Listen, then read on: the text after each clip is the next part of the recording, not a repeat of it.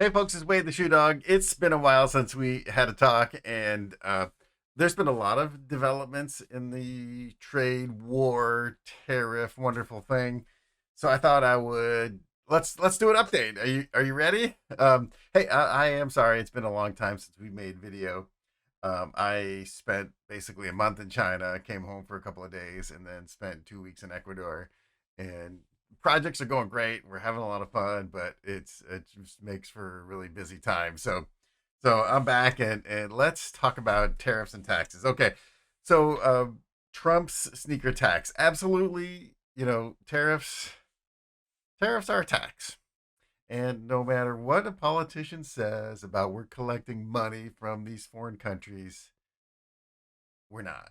This is a government tax on products that we import. And the brands are going to pay this tariff and they're going to pass it on to you. So whenever someone tells you we collected $180 billion worth of fees from other countries, they're actually selecting it from you and me. So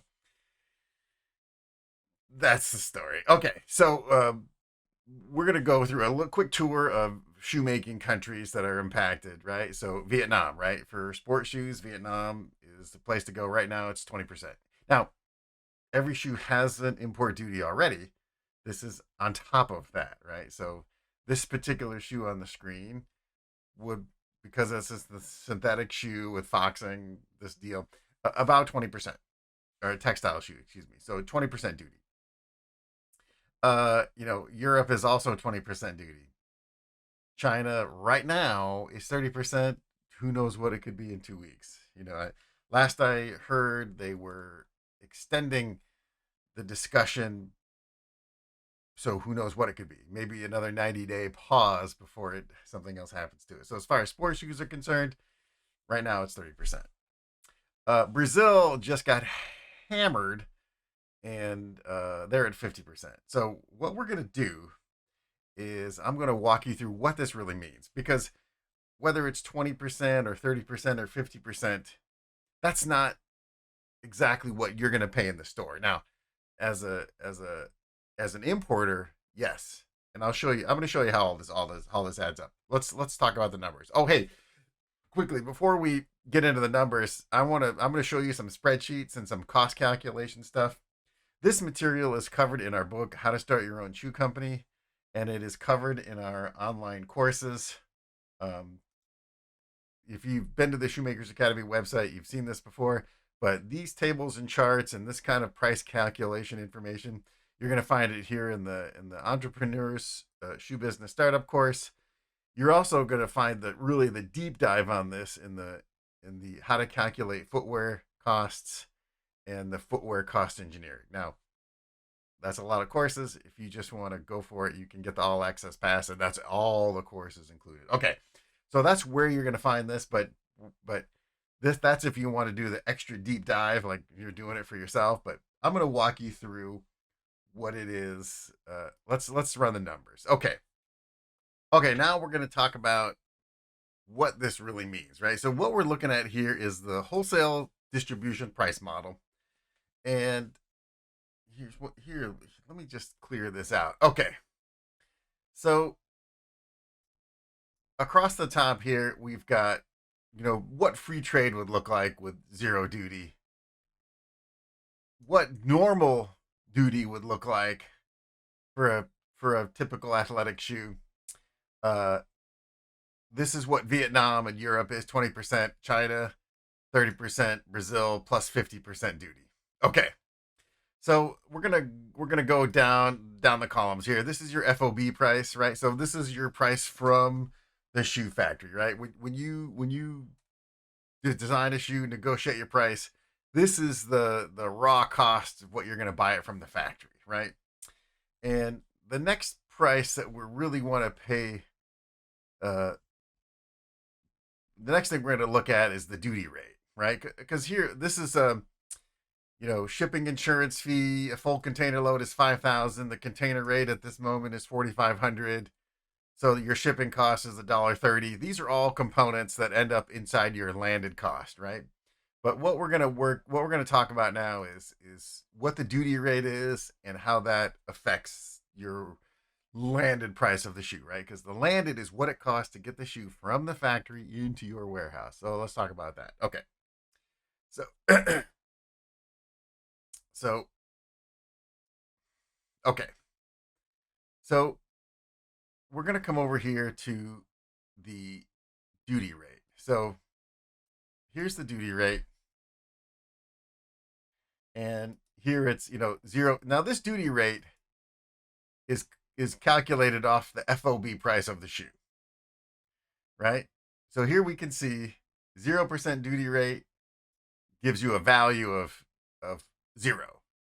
A 20% duty rate gives you a value of $4. So in the case of a modern athletic shoe, right here, the normal duty rate is about, for like a typical running shoe is 20%.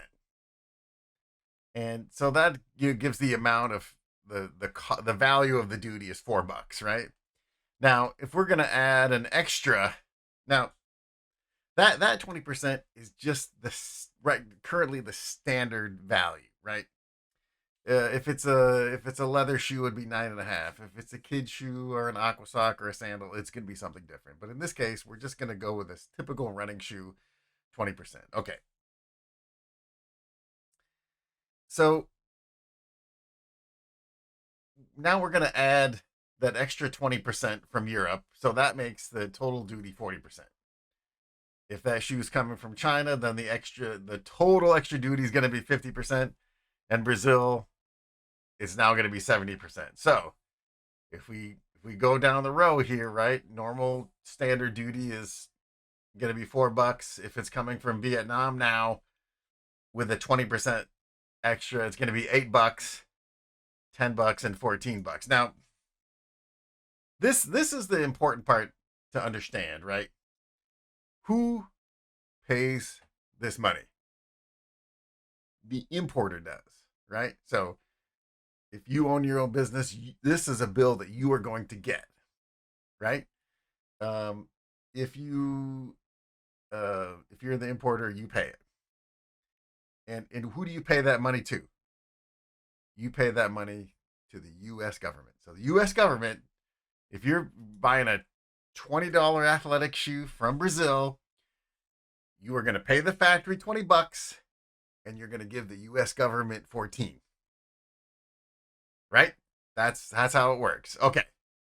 Now, the question is, what do you do? If you're a retailer or an importer, that's an extra $14 you got to account for, right? So, and an extra $10, right? Okay. So how do we account for that? Well, let's talk about it. Okay. So all that goes into your landed price. So here we are over here. If it was free trade, your landed price would be $25. In the land of 20% duty, your landed price is $29. You know, if you're buying that shoe from Brazil, your landed price is going to be $39.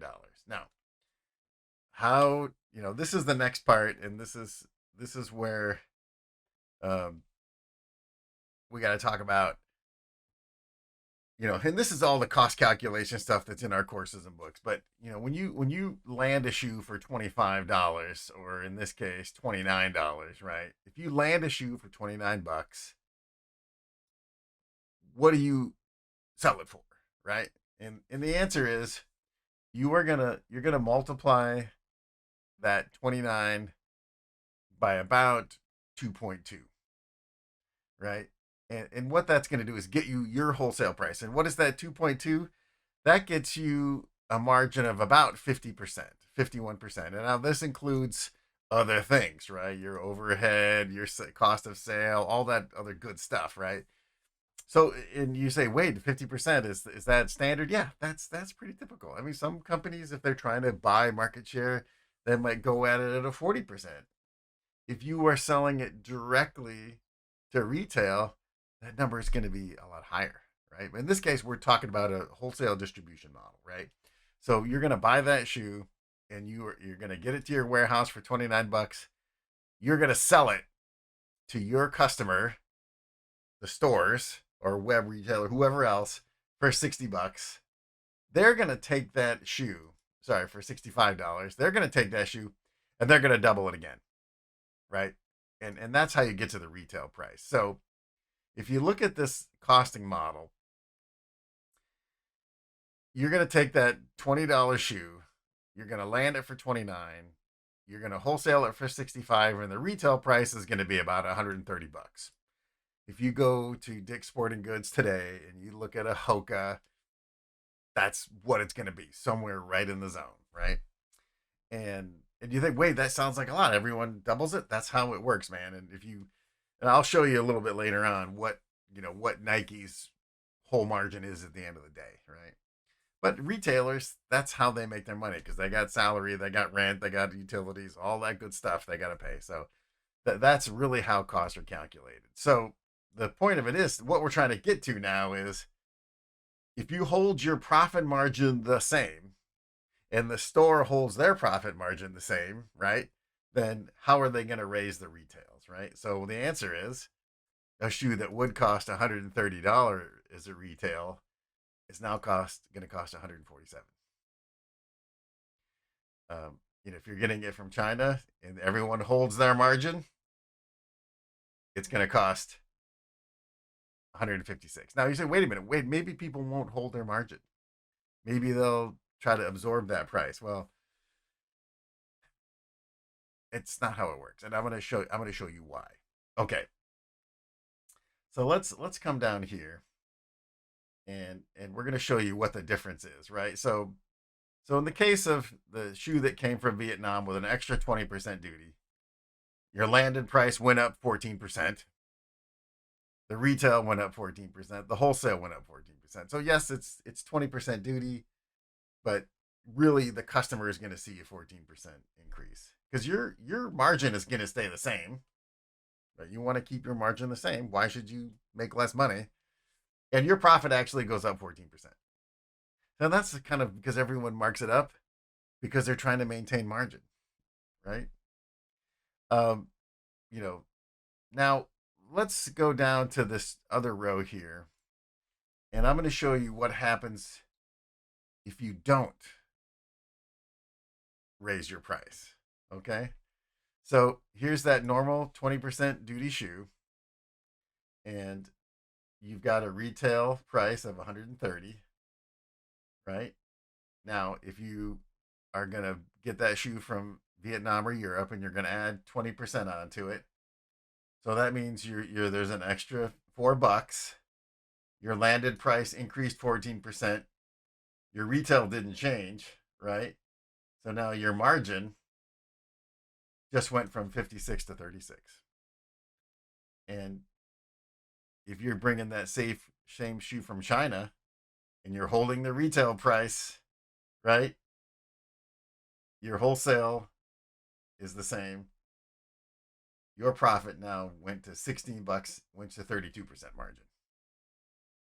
And if you're going to get that shoe from Brazil, you're now at a 24% margin. Now you're like, hey, wait, 24% margin still seems pretty good. But listen, that is per shoe. And this is the next part I want to show you to understand is over here. So this is if you go to the Google machine and you type in 2025 Nike net margin, it's going to show you that Nike's their quarter ends on May 31st for whatever reason. But this shows their net profit margin was 1.9. Right? That's terrible, right? I mean, hey, it's profit, great. But even when they were doing better earlier in the year, their margin is only 7%, 9%, 9%. I mean, this is their quarterly net profit for the whole company. So if their net profit is somewhere between 2 and 9%, a couple years ago when they were really crushing it, it was maybe 12. Can they really afford to take their profit margin from 50% to 24? Can they lose half of their profit margin? and still make money overall? And the answer is no, they can't, right? So the idea that brands are going to take this tax increase and just eat it and not change their price is not realistic, okay? So that tariff money that's going to go to the US government is going to mean that your price of your shoes, whether they're slippers, sandals, high heel shoes, whatever, is going up. And that is a real tax increase. Now, do you believe the government is going to do something great with that money? Like help people build shoe factories or help train people in the shoemaking industry, give grants for small businesses to build shoe factories? They're not doing any of that. They just passed this big, beautiful bill that gives tax increases to billionaires, right? So that tax on your shoes is not, it's not coming back to you. It's going to that other dude. Anyways, so hey folks, I hate to be a buzzkill about it all, but the fact of it is a tariff is a tax and it's going to be on your sneakers, it's on your TVs, it's on everything. But then again, remember that even if the taxes or the tariff is 20% or 30%, that doesn't mean that it's going to be a 20 or 30% increase on the cost of your shoe. It's going to be more like I said, if it's a 20% increase, it's going to be more like 15%. Oh, that's so good. It's only 15%. So, um, these are not great. And the whole point of this is that um, if there was going to be a benefit to us to have this tax, right, then you'd say, okay, fine, I can live with it. But there actually is no benefit to us. It's just higher taxes. For brands, you could decide that you're going to try to absorb that cost and have lower profit, and maybe you could improve your market share. But the fact of it is, if you raise the prices on these, you're going to sell less shoes because the money available to buy the shoes is not changing, right?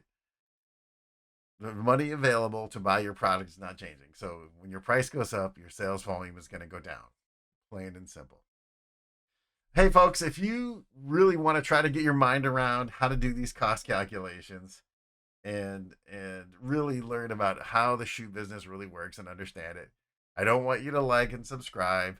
I do want you to come over to the Shoemakers Academy website and check out our books and courses. And if you're interested in starting a shoe business, I mean, hey, these rules apply to everybody. Humans are going to need shoes. If you have a great idea, you can still make a shoe company, but you have to understand that the shoes are going to cost more, and you have to decide what your strategy is. And if you're going to raise your prices, you're going to at least explain to your customer why it is what it is, and give you a strategy and a rationale for how to handle it. Hey, folks, it's Wade the Shoe Dog. We will see you next time.